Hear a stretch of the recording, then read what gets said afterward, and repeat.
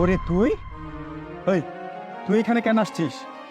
না মানে ভাই, তোর সাথে না আমার কিছু কথা আছে, খুব দরকারি কথা। একটু আয় না এদিকে।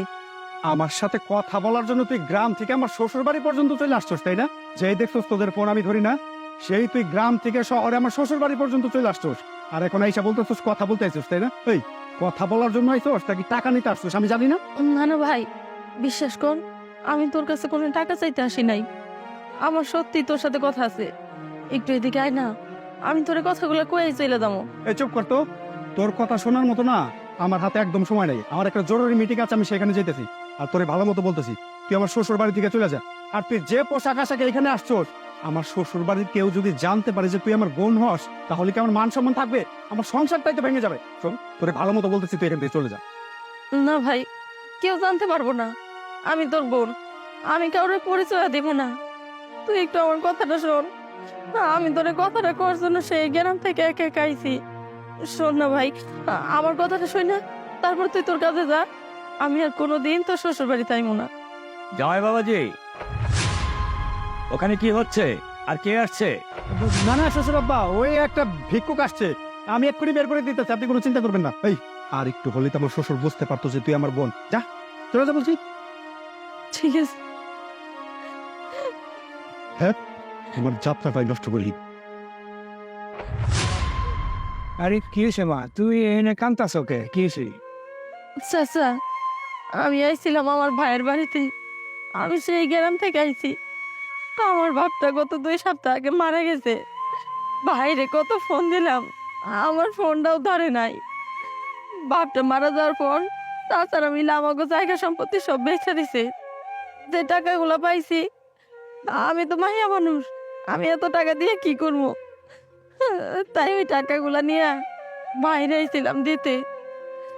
ভাই আমার কথা না শুই না আমার দাঁড়ায় দিল, আমার কাছে একটাবার শুনতেও চাইলো না আমি আসলে কেন আইছি। ও বুঝতে পারছি মা, তোমার ভাইয়ের শ্বশুর আমার খুব বন্ধু মানুষ। তুমি চলো যাই, তারে বুঝায় কমনি।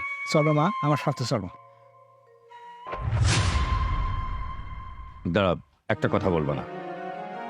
নাইম, হৃদয়, রেশমি, তোমরা কোথায়? বাইরে আসো তো। কি হয়েছে বাবা? এই মেয়েটাকে চিনো? না বাবা, আমি একে কিভাবে চিনবো? তাছাড়া এই তো সকালে আমাদের বাড়িতে ভিক্ষা নিতে আসছিল, এর বাইরে তো আমি একে চিনি না। ছি নাইম, ছি। তোমাকে আমার মেয়ের জামাই ভাবতেও না আমার ঘৃণা হচ্ছে, যে নাকি তার নিজের রক্তের বোনকে অস্বীকার করতে পারে। এই নাইম, তুমি কি ভেবেছো যে একজন বোন শুধু ভাইয়ের কাছে টাকার জন্য আসে? না। আসলে গত 2 সপ্তাহ আগে যে তোরে কতগুলো ফোন দিছিলাম, তুই তো আমার ফোনটা ধরস নাই। আসলে বাবা ওই দিন মারা গেছে, তোরে আমি এই খবরটাই জানাইতে চাইছি, তুই তো আমার ফোনটা কোনোভাবে ধরলি না। বাবা মারা যাওয়ার পর আমাদের যে পূর্বপাড়ার জায়গাটুকু ছিল, ওইটুকু চাচাই বেঁচে দিছে। ওইখান থেকে যে টাকাটুকু পাইছি, তা আমি একা দিয়ে কি করব? আমি তো মাইয়া মানুষ, আমার এত টাকা পয়সা লাগে না। ভাবলাম টাকাগুলো তোরে দিয়া যায়, তোরও তো হক আছে, তুই কিনা আমার কথাই শুনলি না। ছি নাইম, ছে, তোমার মতো একটা ছোট মনের মানুষকে আমি বিয়ে করেছি, এটা ভাবতে আমার ঘৃণা হচ্ছে। বাবা, ও আমার বোনের জামাই হওয়ার কোনো যোগ্যতাই ওর ভিতরে নাই। এক্ষুনি বাড়ি থেকে গাড় ধাক্কা দিয়ে বের করে দাও প্লিজ। তোমরা সবাই চুপ করো, আমি বুঝতে পারছি যে আমি কত বড় ভুল করছি। বোন, বোন তুই আমার ক্ষমা করে দে।